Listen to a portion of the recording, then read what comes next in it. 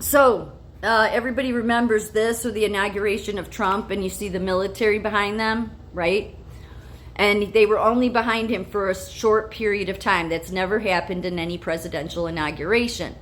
Go look up Clinton's, Bush's, whoever you want. Look it up. It's never happened.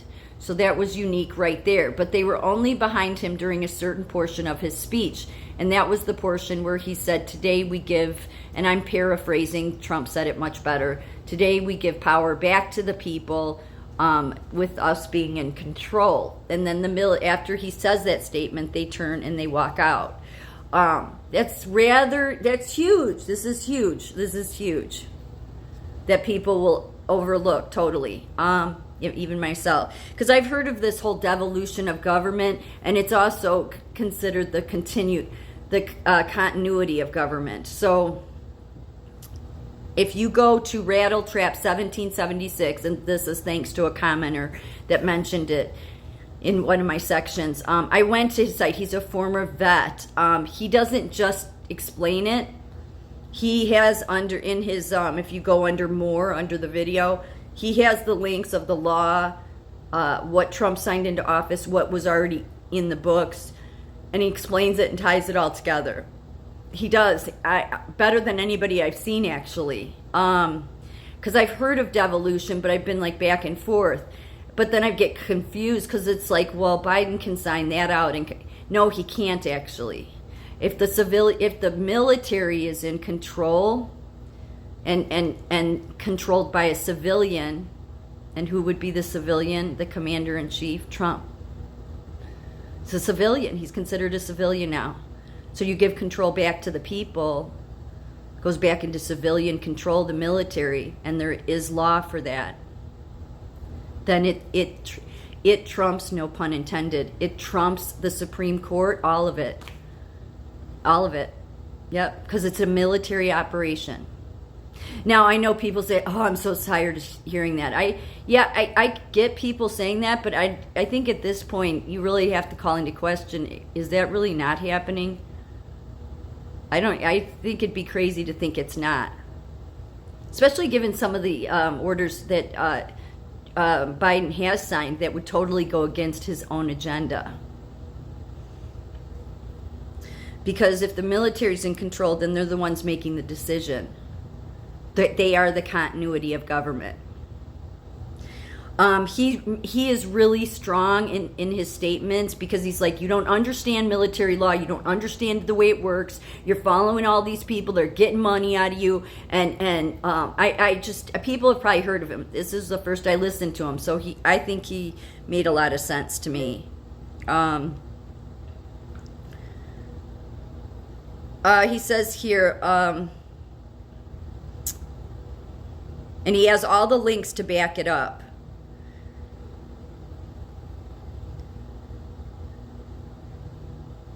So he says here, the military occupancy. How in the world did President Trump know to sign and pass Executive Order 13848, which he declared a national emergency and election fraud committee 2 years before COVID and the presidential election in 2020?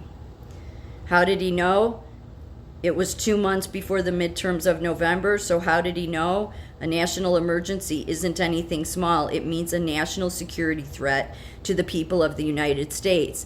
But if you seek to understand the law of war manual written in 2015 and updated in 2016, by understanding the art of war, military strategic thinking, planning and operations along with optics and code language, mixed with Uniform Code of Military Justice, the Military Justice Act of 2016, the Constitution of the United States of America, the Declaration of Independence, and our military foundation, and use those as the outline and the umbrella around all of the laws and orders from the federal side from 2017 to January 2021, it will benefit you greatly, and you can begin to see just how biblical, monumental, and historic this covert sting operation really is.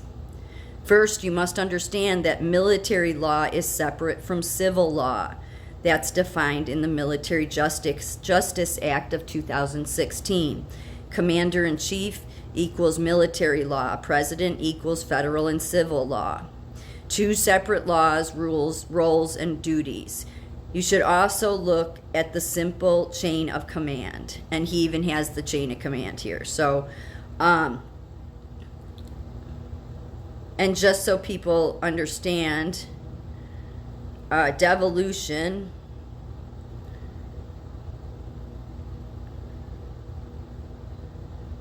is the transference rights, powers, property to another, especially the surrender of powers to local authorities. So surrendering the powers back to the people.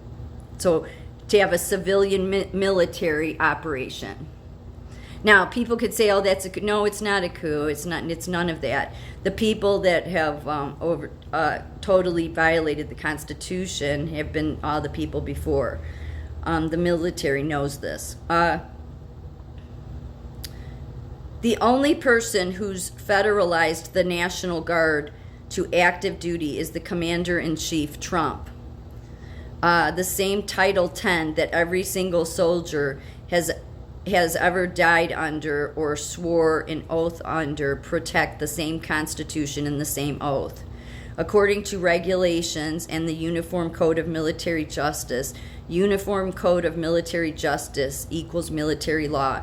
The National Guard is a state-based military force that becomes a part of the reserve components of the United States Army and the United States Air Force when activated for federal missions. President Trump specifically federalized a million National Guard for more than 365 days. It's Executive Order 13912, signed March 27, 2020 to 10 U.S. Code 1209. Yeah, he has all of these executive orders. So when people say, "Yeah, well, Biden came in and just got rid of them," no, he didn't. I don't think he can't. He can't.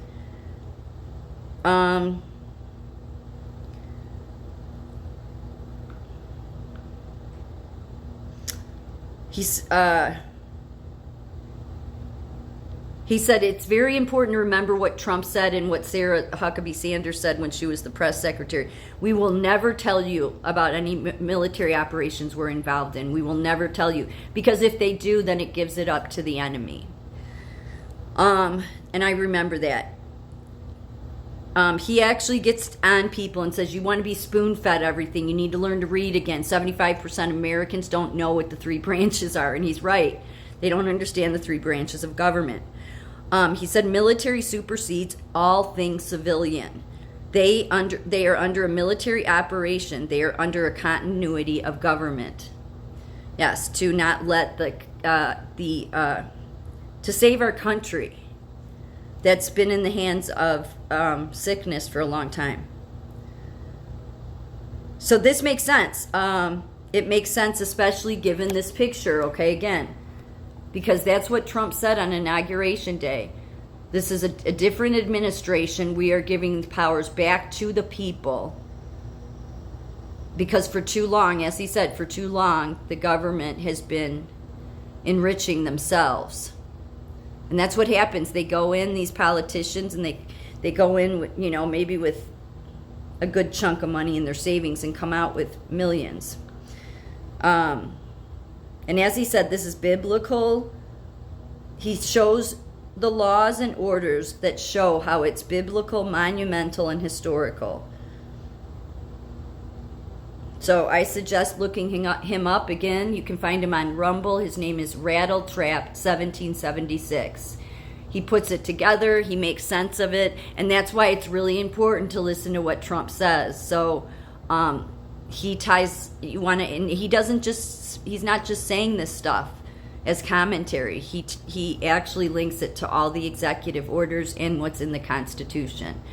So it's safe to say, in my opinion, that we're likely been under a covert military operation.